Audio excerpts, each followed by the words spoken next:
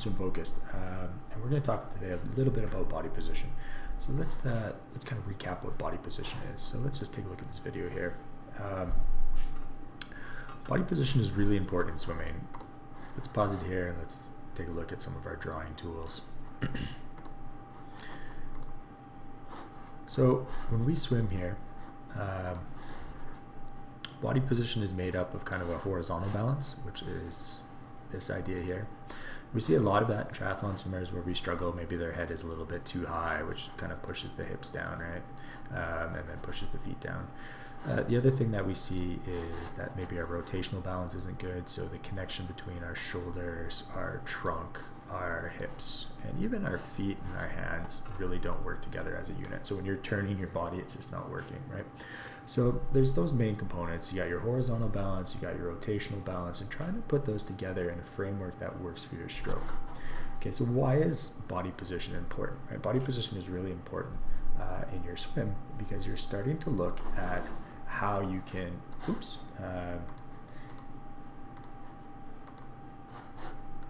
how you can actually reduce drag and develop power, right? So if we see here swimming across, and we pause, okay, we have a hand out in front, which is reducing our drag. Our head is just breaking the surface, which is a nice spot for it to be. We have a nice kind of, wake beside us there.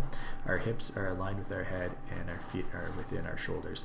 So that means when water is moving past us or we're moving through the water, I guess, we're not actually creating additional drag. If you can imagine you're kind of, say, sinking, something like this, you can imagine all kinds of drag when the water goes by your body, right?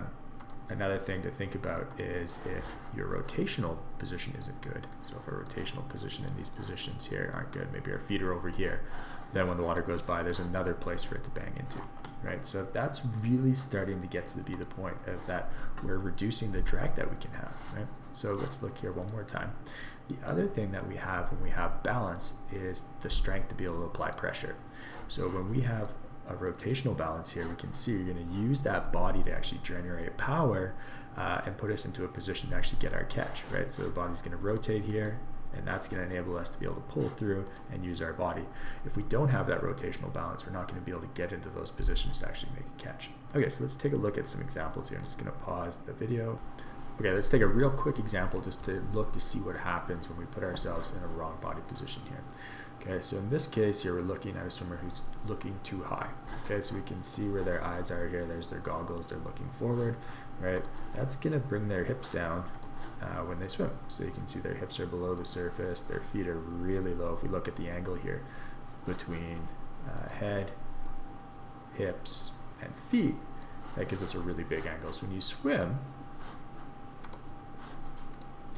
you're actually going to be having a lot of drag when you actually go for a swim. So the faster you go with that body position, the harder it's going to be. So any kind of effort you make in terms of building kind of fitness or building technique and other components of your stroke so you can generate more force, this is going to slow you down even more because the force is going to be related to, I think it's the cubed or the squared of the drag, right? So as you increase the speed, your drag goes up even faster, right? So maybe this might not be a trouble if you're going 3 minutes per 100, but as you start to go a little bit faster, then you start to feel a little bit of difference here. So let's just take a look at one quick drill that's great for body position, and then if you want to learn more, you can go through the rubric all the way through.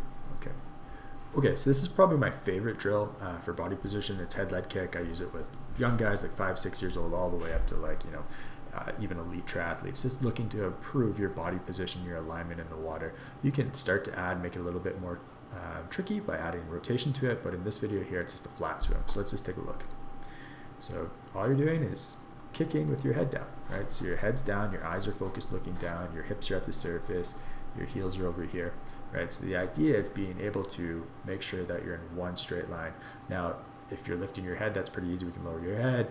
There is some issues with how deep your chest is, but if you have questions about it, just send us our video. We can go through it with you.